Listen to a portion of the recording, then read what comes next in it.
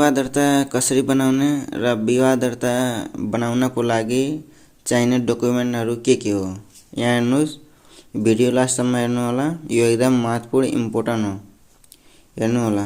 विवाह दर्ता बनाउनको लागि यहाँ विवाह दर्ता गर्नको लागि डकुमेन्टहरू, विवाह दर्ता बनाउनको लागि चाहिने डकुमेन्टहरू। सबैभन्दा पहिला यहाँ हेर्नुहोस्, केटाको नागरिकता। सबैभन्दा पहिला हेर्नुहोस्, विवाह दर्ता बनाउनको लागि यहाँ हेर्नुहोस्, केटाको नागरिकता अनि केटीको नागरिकता।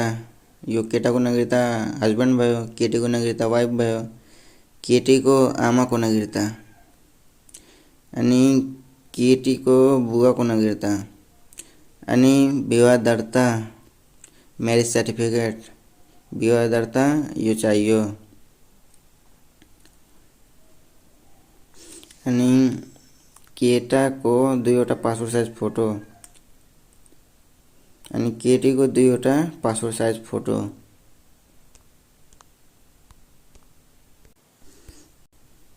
अनि केटीको जन्म दर्ता छ भने त्यो पनि लिएर जानु होला। कुनै ठाउँमा अलि परेशान गर्छन्, यो पनि खोज्छन्। यो हेर्नुहोस्, केटाको भयो, केटीको भयो, यो पनि लाग्नु होला। जे छ यो सब जे छ सब यो स्क्रिनशट लिनु होला या कहीँ टिप्नु होला अनि यो सामान लिएर जानु होला। अनि यो जुन छ यो वडा कार्यालयमा जानु होला। तपाईको जुन वडा कार्यालय नजिक छ, जुन तपाईको वडा कार्यालय हो, त्यहाँ यो डकुमेन्ट लिएर जानु होला। अनि अनलाइनबाट फर्म कसरी भर्ने आउनुहोस्, यहाँ गुगलमा हेराउँछु। सबैभन्दा पहिला गुगलमा क्लिक गर्नु होला।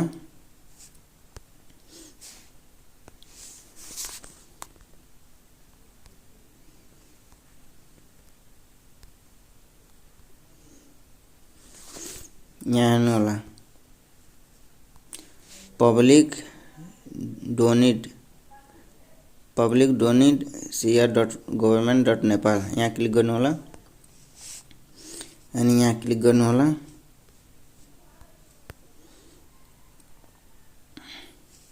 अनि घटना दर्ताको लागि यहाँ थिच्नु होला, यहाँ क्लिक गर्नु होला।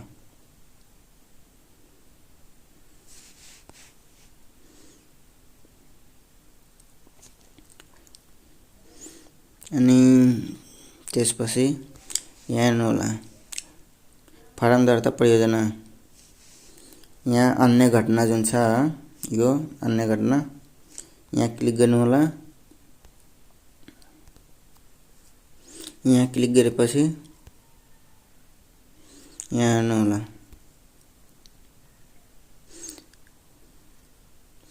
यो पहिलो नाम अनि बीचको नाम। तपाईको पहिलो नाम छ, बीचको नाम छ, थर्ड छ। कसैको बीचको नाम हुन्न, त्यो नलेख्नु होला। जसको छ त्यो लेख्नु होला। अनि यहाँ लेख्दिने, यो नेपालीमा लेख्ने।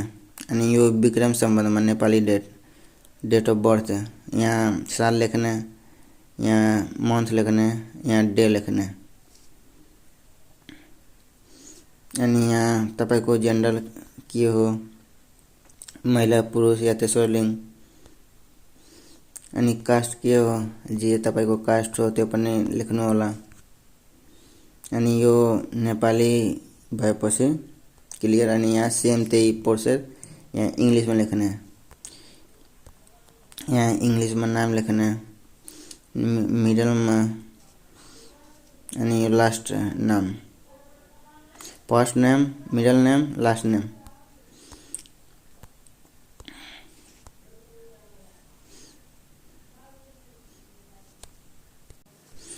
अनि डेट अनि यो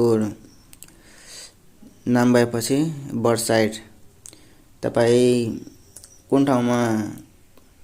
तपाईको जन्म कुन ठाउँमा भएको थियो, घरमा, अस्पतालमा, स्वास्थ्य संस्थामा या अन्य ठाउँमा, त्यो लेख्नु होला।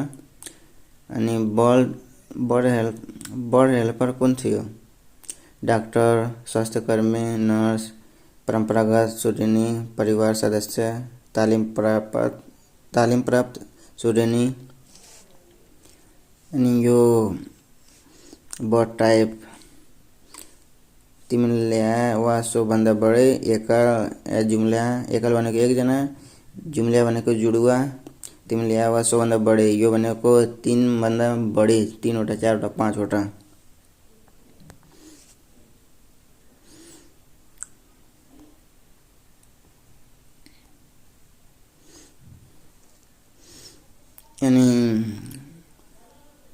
अनि यो भयो। अनि यो यसपछि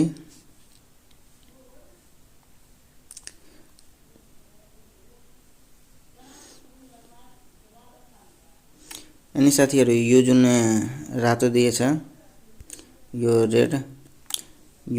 रेड वाला भर्नु होला। तर कुनै कुनै ठाउँमा रेड छैन, तर त्यो पनि भर्नु पर्छ। त्यसैले जुन जुन भन्नु छ मैले सिकाइदिन्छु। सकेसम्म त्यो सबै भर्नु होला। अनि यो कुनै जस्तो अपाङ्ग हो भने यहाँ टिक लगाइदिनु होला। अपाङ्ग हो भने त्यहाँ टिक लगाइदिनु होला, अपाङ्ग हैन भने त्यतिकै छोडिदिनु होला।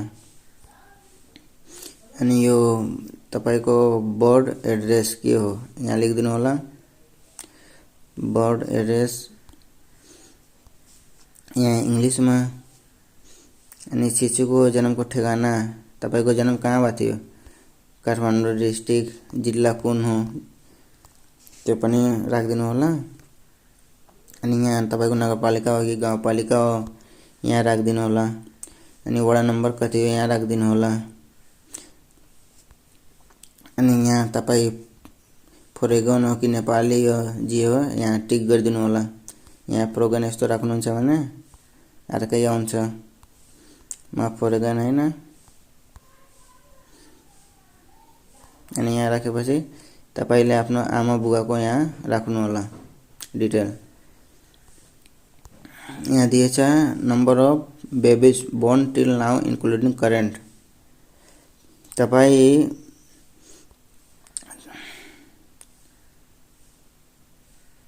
तपाईको घरमा कतिजना बालबालिकाहरू छन् त्यो यहाँ लेख्नु होला।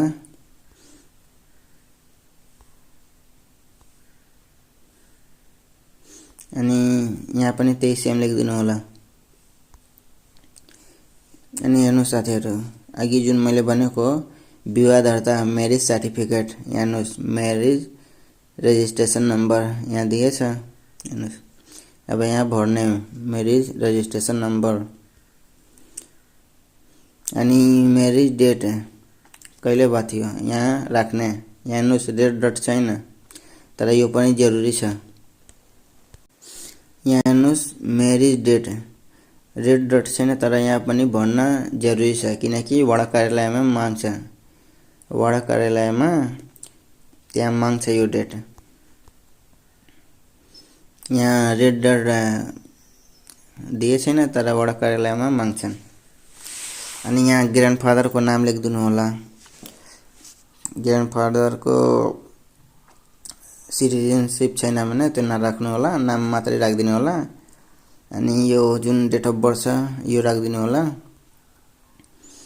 अनि फेरि यहाँ इङ्ग्लिसमा सिलेट डिस्ट्रिक्ट के हो यो राखिदिनु होला।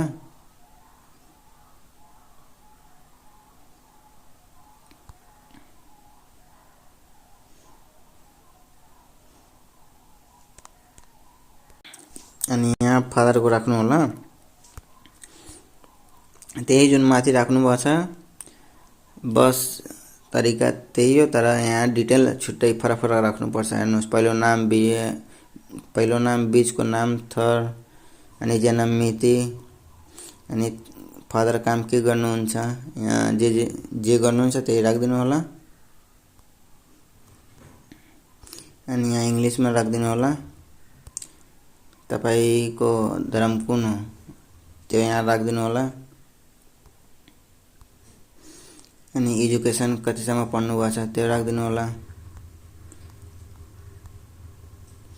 अनि तपाईको यहाँ सिटिजनशिप डिटेल यो छोडिदिनु होला अनि यहाँ पर्मानेन्ट एड्रेस राखिदिनु होला। तपाईको पर्मानेन्ट एड्रेस के हो, गाउँपालिका के हो, नगरपालिका हो, जे हो त्यो राखिदिनु होला। अनि यति राखेपछि यहाँ मदरको डिटेल राख्नु होला। यहाँ मदरको तपाईको के हो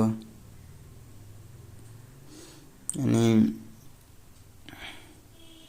यहाँ इङ्ग्लिसमा राखिदिनु होला।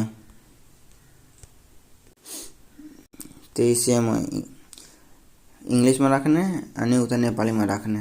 यति गरेपछि अनि फेरि सिटिजनसिप राखिदिनु होला।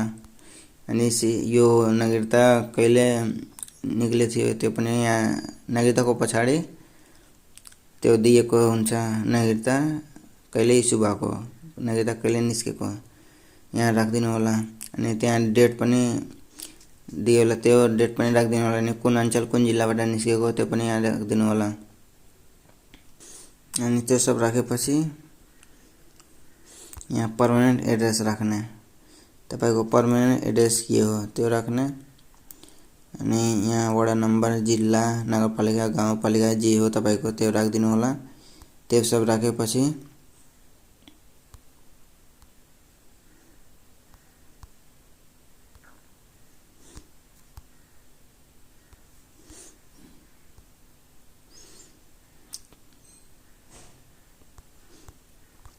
त्यो सब राखेपछि यहाँ तपाईले आफ्नो मोबाइल नम्बर राख्नु होला। मोबाइल नम्बरमा तपाईको ओटिपी आउँछ।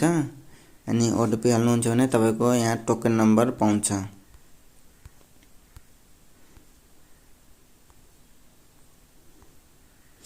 टोकन नम्बर पाउँछ अनि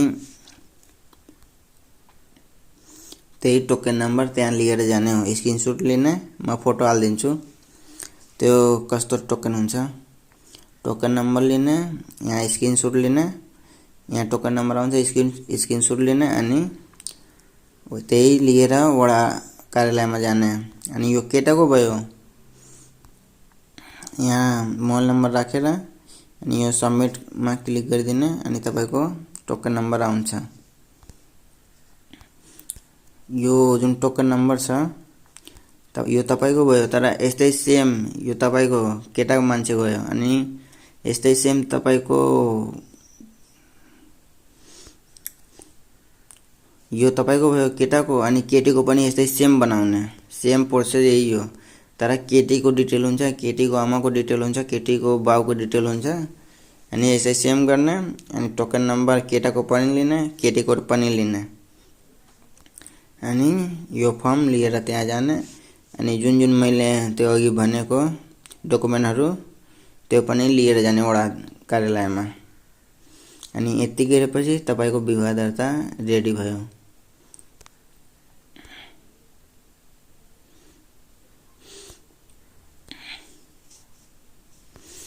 यो जुन यो फर्म भर्नुभएको छ यो केटाको फर्म भयो। अनि यस्तै सेम केटीको फर्म भर्ने। जस्तो यो तपाईको केटाको तपाईको डिटेल भयो, तपाईको आमा बुवाको डिटेल भयो। अनि केटीको जुन छ केटीको डिटेल हुन्छ। अनि केटीको आमाको डिटेल, केटीको बुवाको डिटेल सब केटीको हुन्छ। यो छुट्टै यो दुईटा चाहियो, एउटा केटाको चाहियो अनि एउटा केटीको चाहियो। त्यहाँ वडा कार्यालयमा दुईटा माग्छ टोकन नम्बर, एउटा केटाको एउटा केटीको। यो कुरा एकदम ध्यानले सुन्नु होला अनि बुझ्नु होला।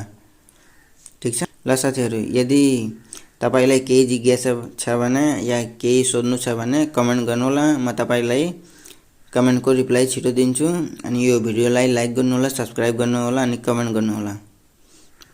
बाइ।